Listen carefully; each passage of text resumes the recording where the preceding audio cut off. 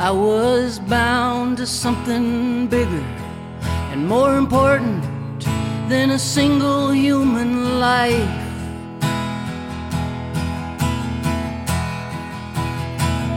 I wore my uniform with honor. My service was not a sacrifice.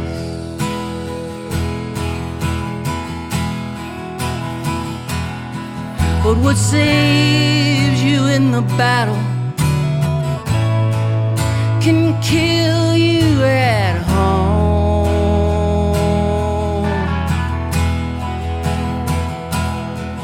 A soldier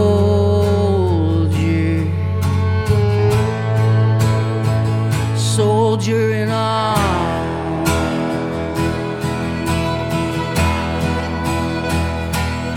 You don't fight for yourself, you fight for the ones by your side.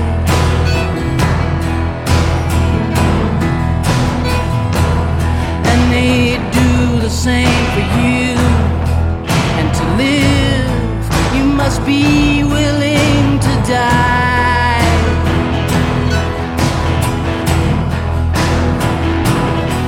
But what saves you in the battle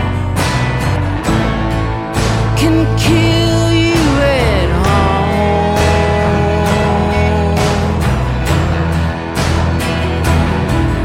A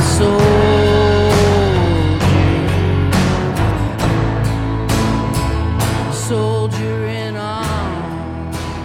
Hello, it's Chuck from Above the Basement, Boston Music and Conversation. We recently published an episode with singer-songwriter Mary Gauthier and talked about her inspiring work with the organization Songwriting with Soldiers. We wanted to create a separate episode with the conversation we had afterwards with a U.S. Marine veteran, Bill Auger, who shared the story of his first songwriting experience on the retreat with professional songwriter Darden Smith, and how the experience and the songs changed his life for the better. Bill is joined by Songwriting with Soldiers co-founder Mary Judd, who talks about the genesis, growth, and unique aspects of their mission. You can hear the original episode that includes our talk with Mary Gauthier at abovethebasement.com. So here is our conversation with Bill Auger and Mary Judd, recorded at City Winery in Boston, Massachusetts.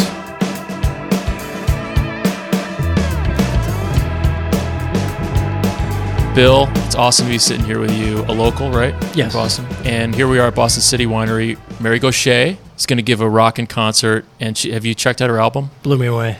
It's good, huh? It's good stuff, yeah. Yeah, I think it's really great, and it's getting better every time I listen to it. We talked with Darden Smith a year ago now, is that right? Yeah, at Club Passim, sort of one of these iconic folk places that he said, I think the last time he played there was literally 30 years before that.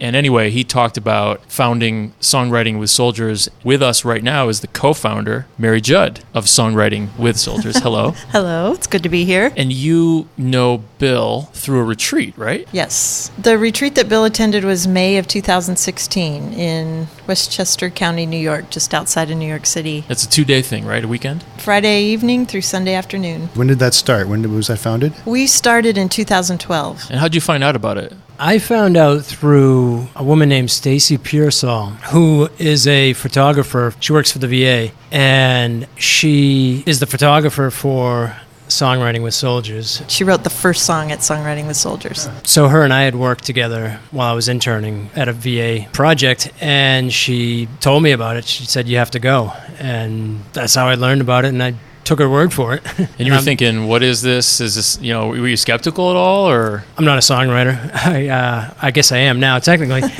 But before, I didn't look at myself like I would be able to write a song. So, of course, I was nervous about that. Yeah, that's got to be pretty terrifying. We really try to let them know there's no expectation that they have any musical experience or songwriting experience, that it's about them showing up. They're with people who can't help but want to write songs. The songwriters are the Olympic athletes of the songwriting world.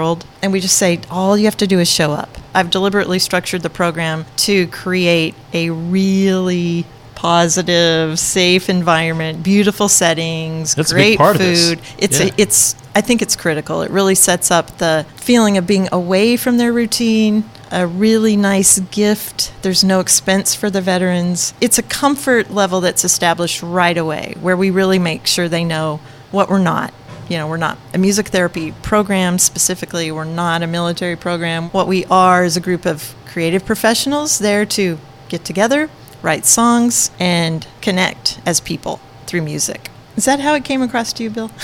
Yeah, it did. Songwriting with Soldiers kind of treats the veterans like human beings instead of veterans with a problem. Instead of there's us and them. Exactly. It was like walking into a hangout instead of walking into a structured program. I felt really comfortable. And I imagine you're in a room with a bunch of other veterans who are thinking the same thing, and no one's been there. It's all new, which is kind of exciting, and maybe another bond, I would think. Yeah, you immediately tend to gravitate toward other veterans who may be in your age group. You start off a conversation. Next thing you know, you have the same fears, you have the same concerns, but then you have the same things that are that are positive as well. At Songwriting with Soldiers, there's a person who's been to the program before. One or two, they can kind of see the people that are nervous. So they make the rounds and they let you know this is what's going to happen. Absolutely nothing to worry about.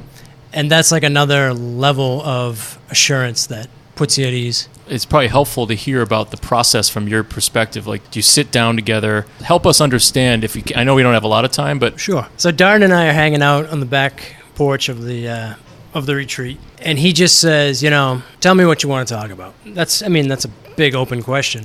We talked a little bit about the Iraq War. We talked a little bit about Afghanistan. My issues were actually deeper than that. The issues that I was most suffering with at the time dealt with abuse I experienced as a child. As soon as we hit on that, Darden said, we need to stop and write a song about this before we get to your experience in the war. And so I started telling my story, and he just said, okay, hold on a second, and just started strumming his guitar, came up with a beat out of the blue. He would write 2 or 3 lines and then say, what do you think? I would say, how about we change this word? How about we change that word? We'd try it. And then he would say, what else happened? What's the next thing? At that point, things just start pouring out. So Darden was on the porch, was moved by what you said eventually about childhood. That translated into the guitar. You guys brought stuff out in the open, and then you added to that more words. Yeah. I've been to therapy a whole bunch of times for different things. I kind of know how the process goes. It's really unique. It's completely different when you're letting it out to somebody who is writing down words for a song so that others can feel what you're feeling. They may not be feeling the exact situation as you, but they're feeling similar experiences, and they're using your words for strength. That kind of gives you strength. Makes you feel good to know that you might be helping other people and whatnot. I had so much to offer that as soon as we did end up getting done with the song, Darden was like, can you give me just a little more? Because I think I got something else going on. And then we broke out. We came up with another song. We wrote 2 songs in like an hour. Wow. It was incredible. Darden was saying, we're not healing anybody. We're just writing a song. We're writing a song that someone else is going to hear, and I'm helping other people. He's not helping me.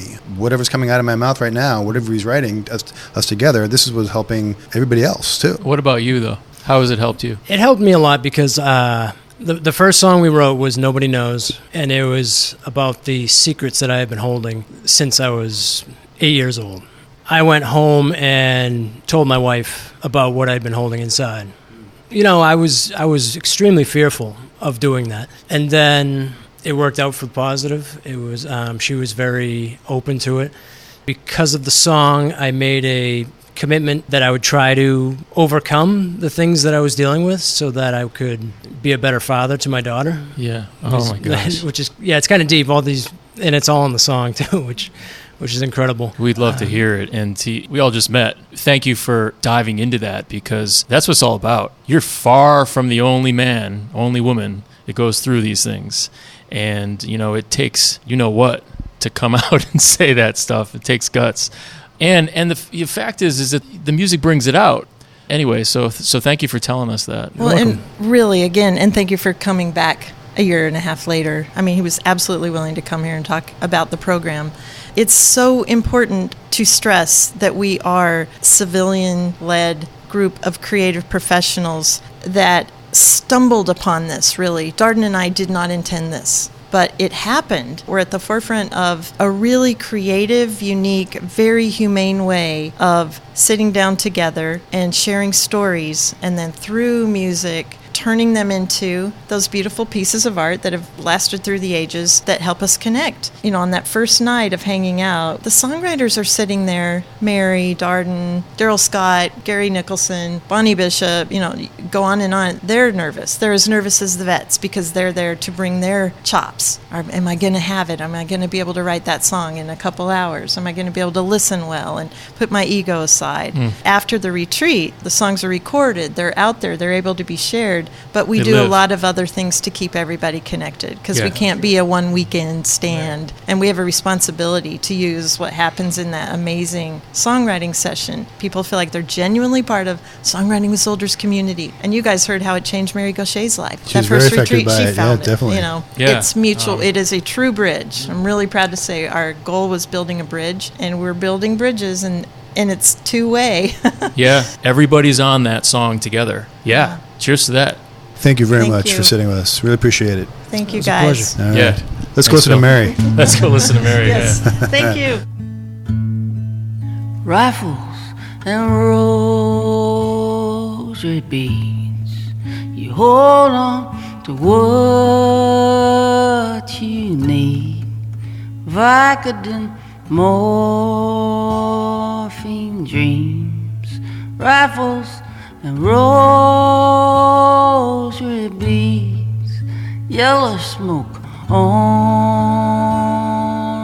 haze, blowing into my eyes, whistling sunset bombs. I couldn't trust the sky. Rifles and rosary beads, you hold on to what you need. Vicodin, morphine dreams, rifles, rosary beads.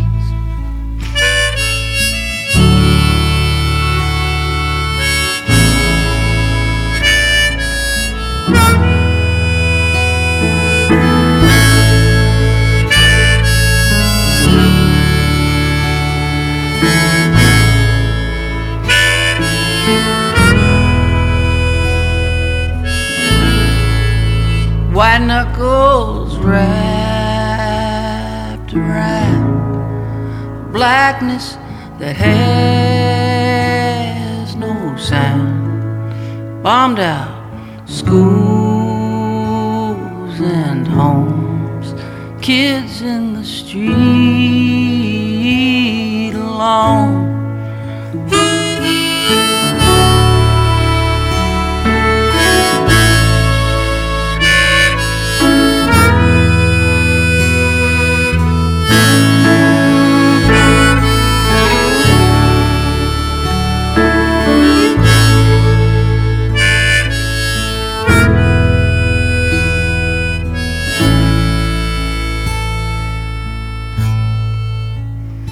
Mirrors frighten